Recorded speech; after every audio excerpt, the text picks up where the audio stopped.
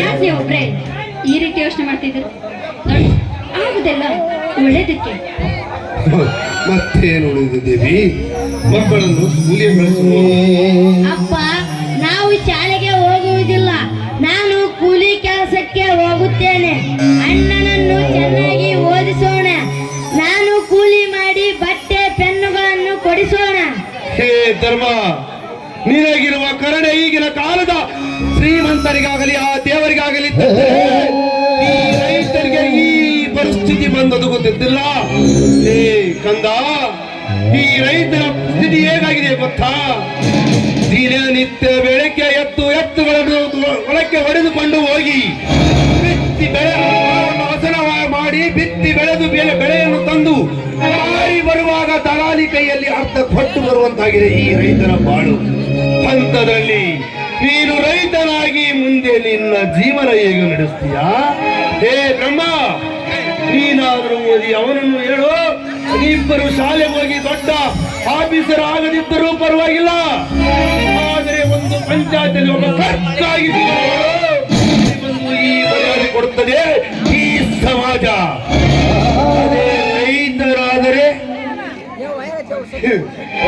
ದಿನ ರಕ್ತ ಕಣ್ಣೀರು ಸುರಿಸುವ ಕಾಲ ಬಂದೊದಗಿದೆಯಪ್ಪ.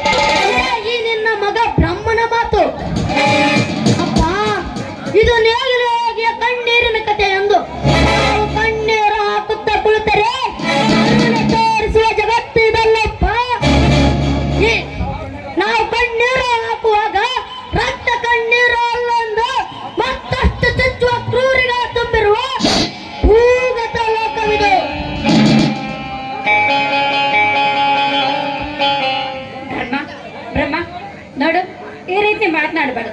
ಮೊದಲು ನೀವು ಸ್ಕೂಲಿಗೆ ಹೋಗ್ಬರ್ರಿ. ನಡಿ.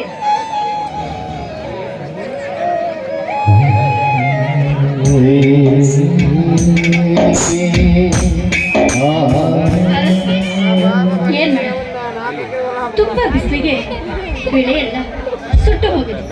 ಬೆಳೆ ಸುಟ್ಟು ಹೋಗೋದಿರ್ಲಿ, ಹೊಲಗಳಿಗೆ ಹುಲ್ಲು ಸಹ ಇಲ್ಲ. ಈ ರೈತರ ಜೀವನವೇ ಸುಟ್ಟು ಹೋಗಿರೋಕ್ಕಿದೆಯಲ್ಲ. ನಾವು ತಿಳಿದ್ರೆ ಖಂಡಿತ ಈ ಪ್ರಕೃತಿ ನಿಮ್ಮೆದುರಿಗೆ ಗೋಚರವಾಗ್ತಿರಲೇನೋ ಅಂತ ನನಗನ್ಸುತ್ತೆ. ಹೌದು ದೇವಿ, ಏನು ಮಾಡುವುದು ದೇವಿ? ನಮ್ಮ ಪರಿಸ್ಥಿತಿ ಹೇಗಿದೆ ಎಂದರೆ ಬಿತ್ತಿದ ಬೀಜ ಕೈಗೆ ಬರುವುದಕ್ಕಿಂತ ಮುಂಚೆನೆ ಇನ್ನೇನು ಮಾಡುವುದಿದೆ? ನಮಗೆ ಉಳಿದಿರುವ ಒಂದೇ ಒಂದು ದಾರಿ, ಅದು ನಮಗಿರುವುದು ಒಂದೇ ಒಂದು ಜನ್ಮ ಮಾತ್ರ. ನೋಡಿ, ಪಾಲಿಗೆ ಬಂದಿದ್ದ ಪಂಚಾಮೃತ ಅಂತ ನಾವು ಅನುಭವಿಸಬೇಕು.